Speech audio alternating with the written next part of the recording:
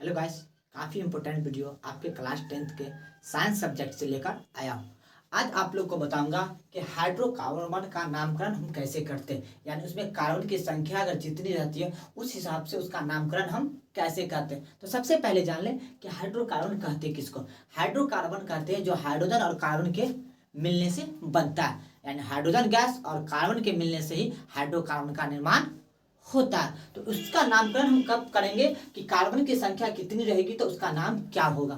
Carbon की संख्या उसमें कितनी मौजूद है, अगर कोई यौगिक है और उसमें कार्बन कितना है तो उस हिसाब से ही नाम आप रख सकते। ये नहीं कि किस कार्बन अगर 6 है तो उसका नाम कुछ और रख दीजिए, ऐसा नहीं। एक रूल है, यानी विषय विज्ञान के अंदर जो केमिस्ट्री सब्जेक्ट है उसका एक रूल है कि कार्बन की संख्या के हिसाब से उसका नामकरण होता। तो चलते हम पहले कार्बन की संख्या और उसके नामकरण को जानते हैं।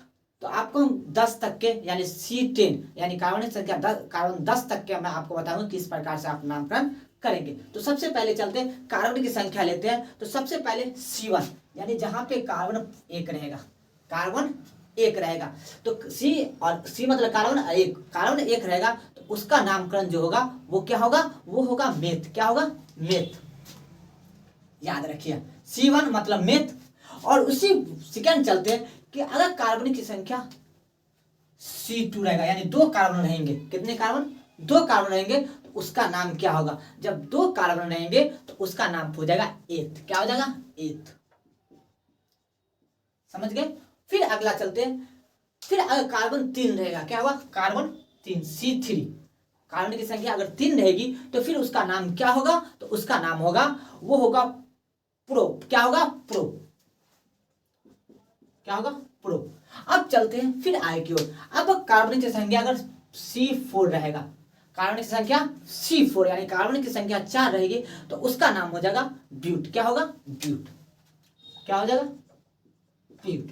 अब हम चलते हैं अगर कार्बन की संख्या 5 रहे, C5, तो उसका नाम हो जाएगा, जब कार्बन की संख्या 5 होगी तो उसका नाम होगा पेंट। क्या होगा? पेंट। क्या हो जाएगा? पेंट हो जाएगा। समझ गए होंगे?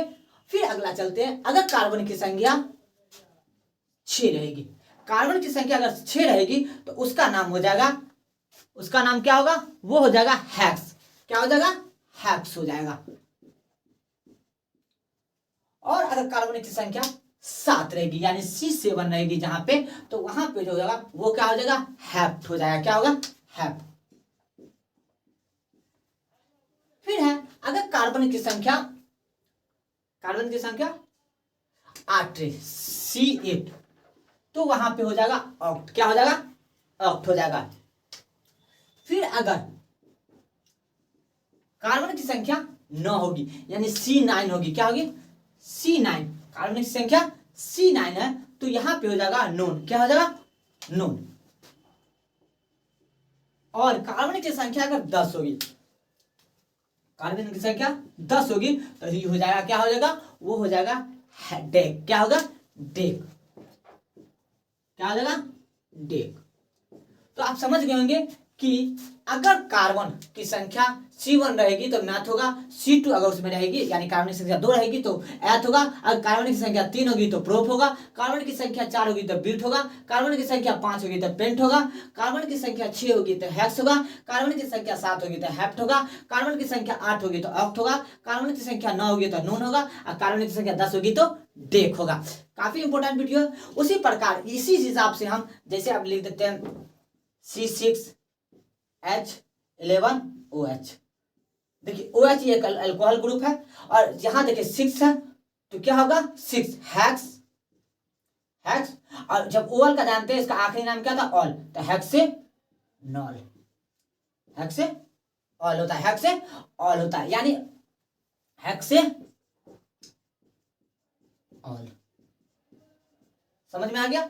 तो इसी प्रकार से आप है ना, जब कार्बन की संख्या से ही आप इस प्रकार से लिख पाओगे। तो आपको जानना होगा कार्बन की संख्या जब होगी तो उसका नामकरण किस प्रकार से होगा। काफी इंपॉर्टेंट वीडियो है, आपके एग्जाम में बार बार ये सब सवाल पूछे जाते हैं, या फिर इसी के तहत आप IPPSC नेम में भी लिखने में आपको काफी आसानी होती है। वीडियो अच्छा लग रहा हो तो वीडियो पर आप एक प्यारा सा कमेंट कर दे, और अभी तक लाइक नहीं किया तो प्लीज लाइक कर दे, और चैनल सब्सक्राइब नहीं किए तो चैनल को प्लीज सब्सक्राइब कर ले और उसका बेल आइकन को प्रेस कर ले। आने वाला इंपॉर्टेंट वीडियो आपके सामने सबसे पहले आ जाएगी।